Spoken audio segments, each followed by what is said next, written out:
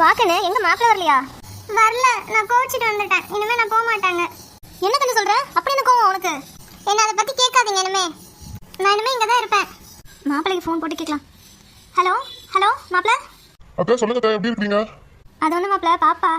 ஏன்க்கா பாப்பா வீட்டுல தான் இருந்ததுக்கா, ஃபோன் பண்ணி பேசுங்க, நான் ஆபீஸ்ல இருக்கேன். பாப்பா வீட்டுக்கு வந்து மாப்பிள்ளை தெரியல போல. அது ஒண்ணு இல்ல மாப்பிள்ள, பாப்பா நல்லா வேலையெல்லாம் செய்யறாளா? ஒன்றும் பிரச்சனை இல்லைல?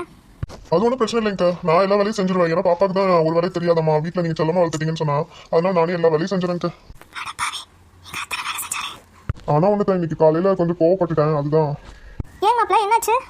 ஒன்றும் இல்லைங்கக்கா, நான் எல்லாம் சாப்பாடெல்லாம் செஞ்சுட்டேன். ஆஃபீஸ் போகிற லேட் ஆயிடுச்சு, கொஞ்சம் பால் மட்டும் காய வச்சிருமான்னு சொன்னேன். சிம் 1ல வைக்கணுமா சிம் 2ல வைக்கணுமான்னு கேட்டா, அதான் கொஞ்சம் கோவப்பட்டுட்டேன். சரிங்க மாப்பிள்ள, நான் சொல்லி வேலையெல்லாம் அப்படியே செய்ய சொல்றேன். நீங்க ஒன்றும் தப்பா நினைச்சுக்காதீங்க. அப்புறம் மாப்பிள்ள மறந்துட்டேன், பாப்பாவை இன்னைக்கு ஒரு நாளைக்கு மட்டும் இங்கே வர சொல்லட்டுமா? பார்க்கணும் போல இருக்கு. சரிங்க அக்கா.